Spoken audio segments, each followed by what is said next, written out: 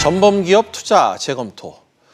국민연금이 일본 전범기업에 대한 투자 제외 여부를 검토하고 있습니다. 이로 인해 예상되는 파장과 현실화 가능성을 취재기자와 짚어보도록 하겠습니다. 산업부 권세욱 기자 나와 있습니다. 권 기자. 네. 국민연금이 일본 전범기업에 대한 투자를 지금 재검토하고 있다고요? 네, 김성주 국민연금공단 이사장은 최근 해외 언론과의 인터뷰에서 일본 전범기업을 투자 목록에서 배제할지 검토하고 있다고 밝혔습니다. 국민연금이 현재 새로운 책임 투자 가이드라인을 만들고 있는데 이 기준에 따라 제외할지 여부를 살펴보겠다는 이야기입니다. 김 이사장은 이에 앞서 전범기업에 대한 정의와 어떤 기업들이 전쟁 범죄에 기여했는지 명확히 할 필요가 있다고 강조를 했습니다. 그렇군요. 실제로 일본 전범기업이 이 국민연금의 투자 대상에서 제외될 가능성 얼마나 됩니까? 네, 정부가 일단 검토에 나선 만큼 그 가능성을 배제할 수는 없습니다. 보건복지부는 일단 책임 투자 원칙부터 정립이 돼야 한다는 입장입니다. 원칙을 세운 후에야 일본 전범기업 투자 금지 문제를 논할 수 있다는 설명입니다. 예. 책임 투자 원칙은 이르면 다음 달 열릴 국민연금 기금운용위원회에서 결정이 될 예정입니다.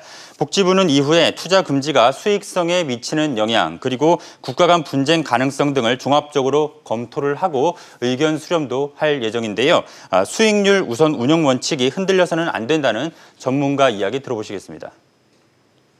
그래서 생각하게 되면은 수익률은 예를 들어서 낮아지게 되고 그러면 나중에 연금이 돌아올 연금들이 많이 없어지게 되는 거죠. 네, 권 기자. 국민연금이 만약 일본 전범기업에 대한 그 투자를 실제로 제외했을 경우 네. 파장이 좀 적지 않을 것 같은데요. 네, 그렇습니다. 우선 일본의 맞대응 가능성이 제기가 됩니다. 예. 국민연금은 현재 미쓰비시를 비롯해서 일본 전범기업에 1조 2천억 원가량을 투자하고 있는데요. 세계 최대 연기금 일본 공적연금은 한국 증시에 7조 원을 투자를 하고 있습니다. 이 때문에 한국에 대한 투자 제한은 일본 전범기업에 별 영향을 못 주고 한국 증시만 교란을 할 것이라는 분석도 또한 나옵니다. 또 국민연금 운용의 정치적 중립성이 훼손될 수 있다는 지적도 제기되는데요. 들어보시죠. 정권이 바뀌면서 투자 방향이 달라지면서 이렇게 오락가락하는 것은 저는 바람직하지 않다고 봐서 자율성 차원에서 조금 우려가 된다. 네. 하지만 일각에서는 우리도 이런 카드가 있다는 것을 보여주기 위해서 투자 제한 방식과 절차를 분명히 해야 한다는 목소리도 나옵니다.